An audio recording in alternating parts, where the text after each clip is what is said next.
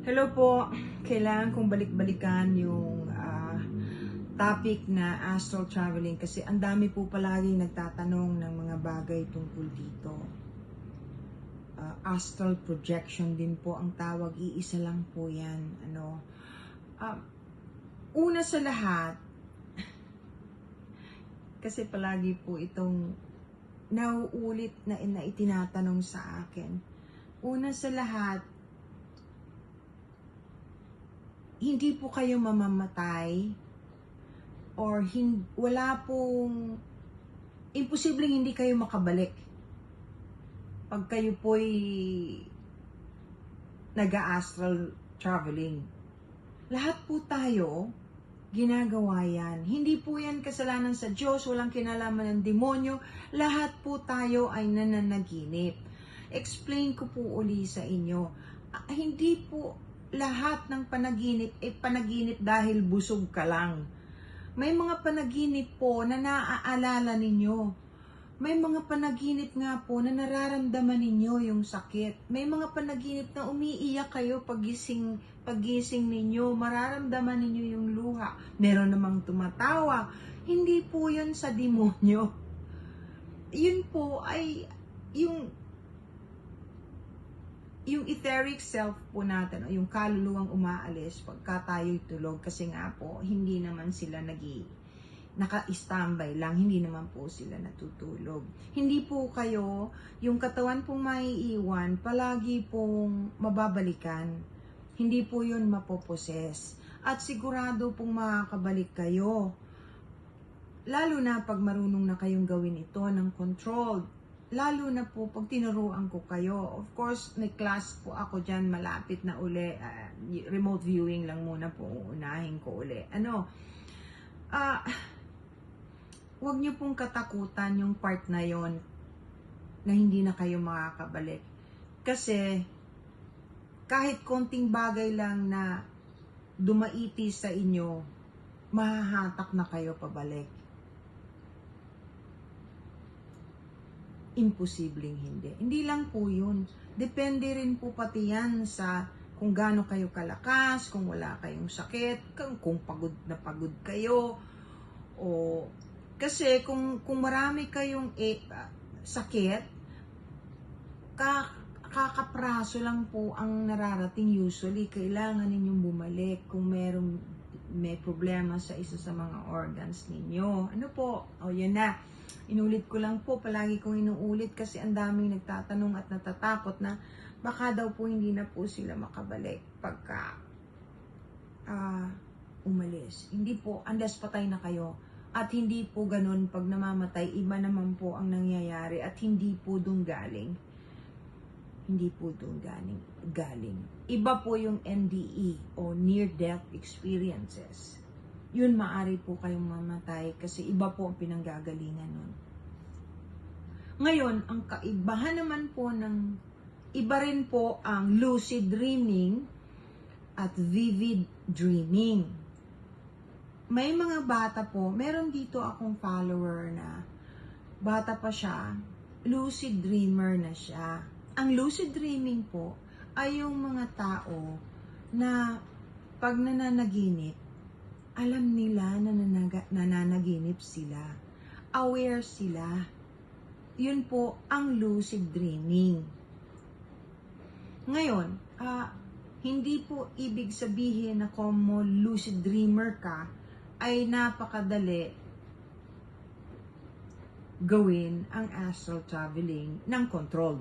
Opo. Lahat tayo nakakapag-astral travel, pero hindi controlled. Yung tinuturo ko po ay kung paano kontrolin ito. Okay. Pero yung lucid dreaming, yun po yun. Nakakatuwa yung mga batang ganyan. Usually, escapism po yan. Yung mga bata na magaling mag-control o alam nila na nananaginip sila, madali nilang ulitin yun. Palagi nilang gagawin. And they have fun. Nag-i-enjoy kasi sila pag ginagawa nila yon. Kasi nasa ibang mundo, feeling nila, ganyan, na lumulusot sa pader, ganyan, na parang, ano lang po yun, lucid dreaming, gising ka, alam mo, gising ang diwa mo, tulog ang katawan mo, habang nananaginip ka. Yun po ang lucid dreaming. Yung vivid dreaming naman, hindi gising ang diwa mo nang nananaginip ka. Maaalala mo lang lahat ng detalye ng panaginip mo pag vivid dreamer ka. Pero pag vivid dreamer ka po, yun ang mas madalas na ibig sabihin nag-astral traveling ka. Kaya naalala mo at very vivid lahat ng detalye. Meron pong ibang mga tao na nakakapunta sa nakaraan, pero bihira. Kasi kung hindi naman kailangan, normally, aware po ang ating higher self kung ano ang dapat gawin. Kung yung higher self po natin, pagka natutulog tayo, ay may sariling normal na proteksyon. Kaya ako kayo palaging pinapapagdasal. Yun po ang difference ng controlled astral traveling, ng lucid dreaming at vivid dreaming. Yun po. Huwag kayo po matakot na hindi kayo makakabalik. Basta pagka nagkaroon kayo ng sleep paralysis, huwag nyo lang kalilimutan yung dealing ko sa inyo. Magdasal ka lang, kumalma ka. Kasi mawawala din yun. Mawawala din po yun. Normal pong nangyayari yun. Sa lahat ng tao. Hindi po pinipili. Sa lahat po yan ng tao. Yun naman pong mga sinasabi na may sapi ako o nasisira na yung ulo ko. Yung mga, yun po yung mga pinagdadasal ko kasi hindi nila abot. Hindi nila maintindihan. Normally po yung mga taong hindi nila naiintindihan yung mga bagay-bagay, kung ano-ano ang sasabihin. Usually pangit. At feeling nila sila lang ang tama. Hindi nila alam na may mga bagay at mga sikreto ang langit na hindi alam ng lahat ng tao. Ako po, mahal na mahal ko ang Biblia. Ginagalang ko po ang Biblia. Hindi po ako kalaban ng Biblia. Mahal na mahal ko si Jesus. Sa Kanya po ako umaasa. Kay Ama na hindi ako pababayaan. Ang palagi ko pong sinasabi sa inyo ay para sa kabutihan nating lahat. Gusto ko kayong akayin na para huwag naman po tayong masadlak talaga sa kadiliman dahil ang dami na po ngayong palagi na lang galit o gusto na lang palagi makipag-away, pilosopo o naghahanap lang palagi ng paraan para may kadiskusyon, lalo na po sa social media. Ginagamit din po yan. Kung ginagamit yan ng kabutihan, ginagamit din po yan ng mga demonyo. Yung ayaw maniwala sa demonyo, nako, kaawa-awa po kayo.